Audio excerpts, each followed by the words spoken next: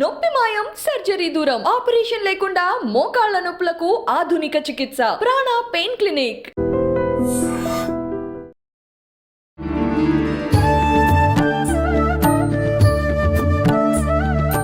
నమస్కారం, welcome to I dream media. ధర్మ మార్గం కార్యక్రమానికి స్వాగతం. నేను మీ విజిత. ప్రస్తుతం మనతో పాటు ఉన్నారు వేద పండితులు శ్రీరామ్ చిర్రావూరి గారు. నమస్కారం అండి. శ్రీమాత్రే నమః. 6వ రోజు, నవరాత్రుల్లో 6వ రోజు అమ్మవారిని ఏ రూపంలో మనం ఆరాధించాలి, అమ్మవారి అనుగ్రహం ఏ రకంగా పొందాలి, పుష్పాలు పర్టికులర్గా ఈ రంగే, వస్త్రం ఈ రంగే అంటుంటారు, అవన్నీ నిజంగా చూసుకోవాలంటారా? ఏ రకమైన వస్త్రం అమ్మవారికి సమర్పించవచ్చు అంటారు?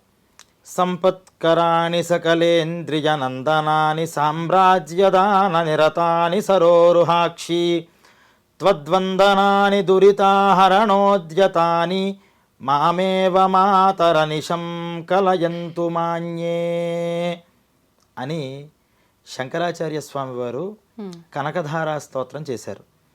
ఒక అతి దీన పరిస్థితుల్లో ఉన్నటువంటి ఒక స్త్రీ అంత కష్టంలో కూడా బ్రహ్మచారిగా ఈయన వెళ్ళి భిక్ష వేయమంటే నాకే ఏం లేదని కోపపడలేదుట, విసుక్కోలేదు. అయ్యో పాపం నాకు లేకపోయినా పర్వాలేదు, చిన్న పిల్లాడే. అంటే సామెత చెప్తారు, 5 రోజుల ఆకలి కన్నా 3 రోజుల ఆకలి చాలా ప్రమాదకరమైనది అని. అంటే అంతకు మునుపు 5 రోజుల నుంచి ఒకడు అన్నం లేకుండా ఉన్నాడు, ఒకడు 3 రోజుల నుంచి ఉన్నాడు. ఎవరికి ఫస్ట్ అన్నం పెట్టాలి అంటే 3 డేస్ వాడికి పెట్టాలట. 5 డేస్ అలవాటు అయిపోయింది నీకు, కానీ 3 డేస్ వాడికి అలవాటు అవ్వదు ఇంకా. అందుకని ఫస్ట్ వాళ్ళని చూడాలి. నేనంటే ఇంత వయసు వచ్చిన దాన్ని, నాకు అప్పటికే ఆమె చాలా రోజుల నుంచి ఆహారం లేక ఇబ్బంది పడుతోంది, ఒంటి మీద బట్టలు కూడా లేకుండా ఇబ్బంది పడుతోంది. కానీ చిన్న పిల్లాడు ఉండలేడే అని ఏదో ఒకటి పెట్టాలి, ఆకలి తీర్చాలి అని ఆ మాతృత్వంతో ఇంట్లో ఒక మూల ఎండిపోయిన ఇంత ఉసిరికాయ ఉంటే ఇచ్చిందిట. అది కూడా సిగ్గుపడుతూ బయటకు రాలేక తలుపు చాటు నుంచి ఇచ్చింది. అది చూసి కన్నీరు వచ్చిందిట స్వామివారికి, శంకరాచార్య స్వామివారికి. అమ్మా, నువ్వు ప్రపంచంలో అందరి మీద నీ కృపను వర్షిస్తావు కదా, మహారాజులకి ధన కనక వస్తువాహనాదులు ఇచ్చావు, నీ అనుగ్రహం లేనిదే ఎవ్వరూ కూడా జీవించలేరు, మరి ఎందుకు పాపం ఈ అభాగ్యురాలకి ఎంత కటిక దారిద్ర్యాన్ని ఇస్తున్నావు అంటే అప్పుడు ఆయనకి అర్థమైంది, ఏదో జన్మ పాపమే ఈ జన్మలో దరిద్రంగా వస్తుంది, ఆ పాపాన్ని నేను ఇప్పుడే పోగొడతాను నీ అనుగ్రహం చేత. అమ్మవారి అనుగ్రహం అంటే ఎన్ని పాపాలైనా పోతాయి, నీ అనుగ్రహాన్ని ఈవిడ వర్షింపజేస్తాను అని ఆయన స్వయంగా కనకధార చేస్తే స్తోత్రం విన వెంటనే ఆ ఉసిరికాయల బంగారు రూపంగా అక్కడ వర్షించిందిట. ఇప్పటికీ కాలడి అని కేరళలో ఉన్నటువంటి క్షేత్రం అది. అక్కడ ఆ ఇల్లు కూడా ఇప్పటికీ ఉంది. అప్పటి నుంచి అలా సంరక్షించుకుంటూ వచ్చారు. అయితే ఆ దేవత ఎవరైతే అనుగ్రహించారో ఆ దేవతా రూపం 6వ రోజు ఆవిడే మహాలక్ష్మి. అందరి సిరి సంపదలు అక్కర్లేదు అని ప్రపంచంలో ఎవడైనా చెప్తాడా? చెప్పాడు అంటే మహాజ్ఞాని అయి ఉండాలి. మహాజ్ఞాని, ఆ జ్ఞాని ఏంటంటే సిరి సంపదలు అక్కర్లేదు, కానీ ఆయనకి కూడా లక్ష్మీ అనుగ్రహం కావాలి. లక్ష్మి అంటే శాంత స్వరూపం, సుఖస్వరూపం. సుఖం అక్కర్లేదని కోరుకునేవాడు ఎవడుంటాడు? అందరికీ కావాలి. అటువంటి ఆ మహాలక్ష్మిని ఈ నవరాత్రుల్లో లక్ష్మీ రూపంగా మన ఇంటికి ఆవిడ్ని పిలుస్తున్నారు. ఈ లక్ష్మీ రూపంలో ఇంటికి వచ్చి ఆరోగ్యంలో ఆరోగ్యలక్ష్మిగా, సంతానంలో సంతానలక్ష్మిగా, ఐశ్వర్యలక్ష్మిగా, అష్టలక్ష్ములుగా అమ్మవారు మన ఇంట్లో ఉండాలి అని ఆరాధన చేసేది. దాంట్లో అమ్మవారికి పింక్ కలర్ అనేటటువంటిది చాలా ప్రీతికరంగా ఉంటుంది. అంటే గులాబీ రంగు. ఈ గులాబీ రంగుని ఇష్టపడేది అని చెప్పారు తప్పితే మిగతా రంగులు పెట్టకూడదని కాదు. అంటే ఎన్ని పెట్టినా, ఇప్పుడు మీరంటే నాకు బాగా అభిమానం ఉంటే నా దగ్గర మీరు ఏదైనా ఇచ్చినా తాగుతారు, మంచినీళ్ళు ఇచ్చినా తాగుతారు, కానీ నేను ఏమడుగుతా, మీరేం తాగుతారు అని అడుగుతా. అంటే మీకు ఇష్టమైనటువంటిది ఇవ్వడం ఫస్ట్ ప్రయారిటీ, తర్వాత మనకి తోచిన దాంట్లో మనం ఇవ్వడం సెకండ్ ప్రయారిటీ. అలా దేవతా విషయంలో కూడా వారు ఇష్టపడేటటువంటి రంగులు ఏవైతే ఉంటాయో అవి పెట్టమని చెప్పారు. అలా ఈ గులాబీ రంగుని అమ్మవారికి పెట్టుకోవడం. అలాగే అమ్మవారికి గుడాన్న ప్రీతమానస అని ఉంది. అంటే గుడాన్నము అంటే బెల్లం పరవాన్నం, బెల్లంతో తయారు చేసిన అన్నం, అదే బెల్లం పరవాణం అంటున్నాం. ఆ బెల్లం పరవాన్నం లేదా చక్కెర పొంగలి అని కూడా అంటాం బెల్లంతో చేసిన చక్కెర పొంగల్ ఉంటుంది. మన పంచదార కాకుండా బెల్లంతో వేసి చేయాలన్నమాట. అలాగే పాయసాన్నం కూడా అమ్మవారికి ప్రీతి. అంటే అది కూడా పరమాన్నమే, పాలతో చేస్తూ ఉంటాం. పాలు లేకుండా కేవలం బెల్లంతో చేసేది చక్కెర పొంగల్ అయితే, పాలు బెల్లంతో కలిపేది పరమాన్నం. ఈ 2 రూపాలుగాను అమ్మవారి ఇష్టపడుతూ ఉంటుంది అన్నారు. అందువల్ల ఈ మహాలక్ష్మి పూజ చేసేటప్పుడు ఇంట్లో మనకి ఏ రూపంగా అమ్మవారు మన ఇంట్లో ఉండాలి అనుకుంటున్నామో ఆయా పదార్థాలన్నీ అమ్మవారి దగ్గర పెట్టి పూజ చేసి అవన్నీ కూడా అమ్మవారి స్వరూపంగా మళ్ళీ మళ్ళీ మనం వినియోగించుకోవడం. ఒకళ్ళకి వస్త్రాలు కావాలి, వస్త్రాలన్నీ అమ్మవారి దగ్గర పెడతాం. అలాగే బంగారం కావాలి, ఏదో ఒక బంగారం ఒక రూపు అమ్మవారి దగ్గర పెట్టుకుని, కొంతమందికి అన్నం కావాలి, ధాన్యపు నిలువలు ఉండట్లేదు, లేదు లేదు లేదు అనాల్సి వస్తుంది, కొంచెం బిడిగడ బియ్యం అక్కడ అమ్మవారి దగ్గర పెట్టచ్చు.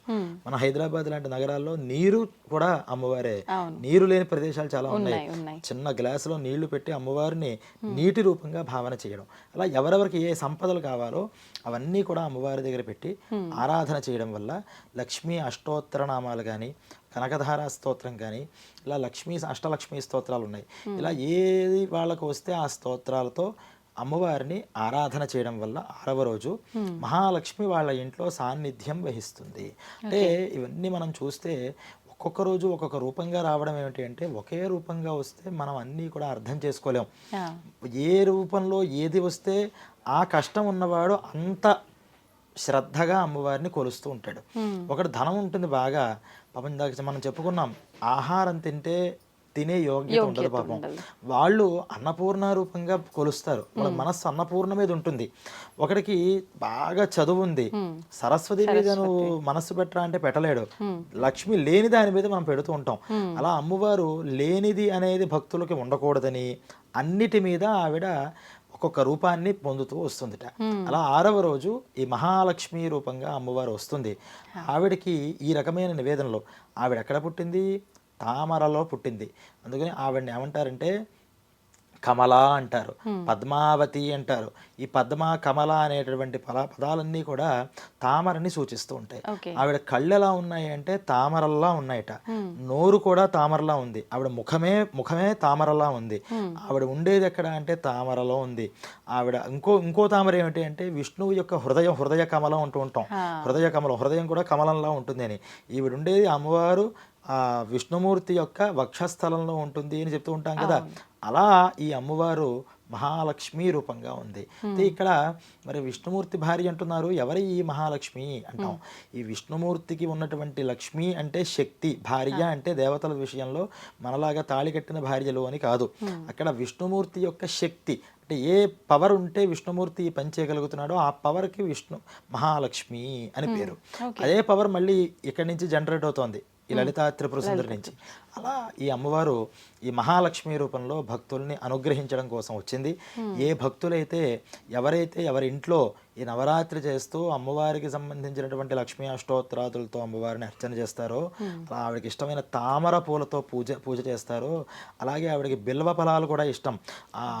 మారేడు నుంచి వచ్చినటువంటి మారేడు పళ్ళు అంటారు, పళ్ళు నివేదన చేయడం కానీ, మారేడు పత్రితో లక్ష్మీదేవికి పూజ చేస్తే ఇంకా ఐశ్వర్యం కటాక్షం వస్తుంది అంటారు. అలా వాటితో కానీ చేయడం వల్ల ఖచ్చితంగా లక్ష్మీ కటాక్షం కుటుంబం అందరి మీద ఉంటుంది. ఒకటే లక్ష్మీ కటాక్షం ఉంది ఈ కుటుంబానికి అని ఎలా చెప్పగలుగుతామంటే, వారి ముఖాల మీద చిరునవ్వు ఉంటుంది, ఎప్పుడూ కూడా చక్కగా నవ్వుతూ ఉంటారు. ఎన్ని కష్టాలున్నా సరే ముఖంలో లక్ష్మీ కళ కనిపిస్తూ ఉంటుంది. అలా అందరి హృదయాలలోనూ ఆవిడ ఉండాలి అంటే సంపత్కరాణి సకలేంద్రియ నందనాని సామ్రాజ్యదాన నిరతాని సరోరుహాక్షి. అమ్మవారిని ప్రార్థన చేస్తున్నారు, నీకు ఒక్క నమస్కారం పెడితే ఆ నమస్కారం యొక్క ప్రభావం ఎలా ఉంటుందంటే, ఒక్క నమస్కారం హృదయపూర్వకంగా పెడితే అనేక సంపత్తులన్నీ కూడా తీసుకొస్తుంది, రాజాధిరాజులను చేస్తుంది. అన్ని ఇంద్రియాలు కూడా అనారోగ్యమయంగా శరీరంలో జబ్బులు వచ్చిన మంచం మీద కూర్చున్న వాళ్ళు కూడా నువ్వు ఒక్కసారి అనుగ్రహిస్తే ఇంద్రియ పటుత్వంతో లేస్తారు. సామ్రాజ్యదాన నిరతాని మహారాజుని చేసేస్తుంది. తద్వందనాని సమస్త పాపాలని కూడా ఒక్క నమస్కారం పోకూడదుట. అందువల్ల నీకు నమస్కారం చేయడమే పెద్ద యోగం. నమస్కారం మనం భగవంతుడికి చేయగలుగుతున్నాము అంటే కూడా నమస్కారమే ఒక యోగం. అంటే రాజయోగము అంటారు, రాజు అవుతే యోగం. కానీ ఇక్కడ అమ్మవారి దగ్గర నమస్కారం పెట్టడం కూడా ఒక యోగం అన్నారు. ఎంతో అదృష్టం ఉంటే కానీ అమ్మవారికి నమస్కారం చేయలేం, అమ్మవారి స్తోత్రాలు చదవలేం, అమ్మవారి నవరాత్రులు చేసుకోలేం. అందువల్ల అటువంటి యోగాల్ని తీసుకొచ్చేది మనకే కాదు, మన కుటుంబ సభ్యులకి, పిల్లలకి, ఆ పిల్లలకి కూడా ఈ బుద్ధి ఉంటుందో లేదో మనకి తెలియదు. ఈ బుద్ధి మనలాగానే వాళ్ళకి కూడా భగవద్భక్తి ఉండాలి అంటే లక్ష్మీ అనుగ్రహం కావాలి అని ఈ మహాలక్ష్మిని 6వ రోజు ఆరాధన చేయమని చెప్పారు. అమ్మవారికి సంబంధించి ఏ మంత్రం, ఏ అష్టోత్తరం ఆ రోజు? అమ్మవారికి మహాలక్ష్మి అష్టోత్తరాలలో కేవలం మహాలక్ష్మి అష్టోత్తరం ఒకటి ఉంది, అలాగే సౌభాగ్య లక్ష్మి అష్టోత్తరం కూడా ఉంది. ఆ సౌభాగ్య లక్ష్మి అష్టోత్తరంలో అన్నీ కూడా శ్రీలక్ష్మీ నమః, కళ్యాణ లక్ష్మీ నమః, గృహలక్ష్మీ నమః అని అన్ని రకాలుగా 108 రూపాయలుగా ఎక్కడెక్కడ లక్ష్మీదేవి ఉందో చెప్తారు. అలా ఆ అష్టోత్తరంతో అయినా చేయొచ్చు, లేదా మహాలక్ష్మి అష్టోత్తరం ప్రకృతి నమః వికృతి నమః అని అందరికీ అలవాటు ఉంటుంది, దానితో కూడా చేసుకోవచ్చు. అలాగే లక్ష్మీ మంత్రానికి ముఖ్యంగా శ్రీ అనేటటువంటిది లక్ష్మీ బీజంగా చెప్పారు. అందువల్లే మనం ఏ కార్యక్రమం ప్రారంభించినా శ్రీకారం చుట్టడం అంటాం. శ్రీ అని రాయకుండా పేపర్ మీద ఒక అక్షరం కూడా మనం రాయం హిందూలో. అందువల్ల ఈ శ్రీ అనేటువంటి దాంట్లో అమ్మవారు ఉందిట. అందువల్ల శ్రీనామంతో శ్రీలక్ష్మ్యై నమః, శ్రీలక్ష్మ్యై నమః అనే మంత్రంతో శ్రీ జత చేస్తే ఓంకారం కూడా అక్కర్లా, శ్రీ అని జత చేస్తేనే స్త్రీ ఓంకారం అన్నారు. ఇది ఓం అనేటటువంటిది అందరూ మరి దాంతో చేయగలరా అంటే దాంట్లో ఓం అనేటటువంటిది నేర్చుకోవడానికి క్రియాయోగాలో ఒక 1 నెల రోజుల కోర్సు ఉంది. అంటే ఓం అని అనేస్తే కుదరదు, ఓం అని ఎలా ప్రొనౌన్స్ చేయాలో ట్రైనింగ్ ఉండాలి. మరి అందరూ అంతమంది ట్రైనింగ్ తీసుకోలేం కదా. అందుకని ఏం చేయాలి అంటే శ్రీ అని కలిపామంటే ఇంత ట్రైనింగ్ లెక్కలేకుండానే ఆ ఫలితాలు మనకు వచ్చేస్తాయి. అందువల్ల శ్రీలక్ష్మీ నమః అనేటటువంటి నామంతో చేసుకుని లక్ష్మీ అనుగ్రహాన్ని అందరూ పొందొచ్చు. ఓకే, ధన్యవాదాలండి.